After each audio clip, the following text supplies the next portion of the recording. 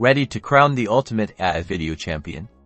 Let's dive into Gling AI vs Runway and see which one reigns supreme. First up, Gling AI. Known for its user-friendly interface, Gling AI excels at quickly transforming existing videos and images into engaging short-form content. Its strength lies in repurposing, editing, and adding eye-catching effects with minimal effort. Notice the simple layout and intuitive controls designed for fast workflows.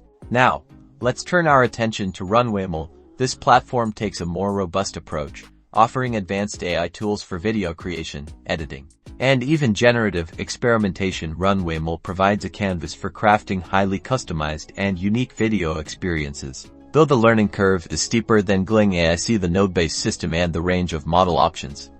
This is where the magic of unique content happens. When we compare functionality, Gling AI shines with speed and ease for short video optimization, while RunwayML grants more granular control and creative freedom for complex projects. Gling AI wins for repurposing existing assets.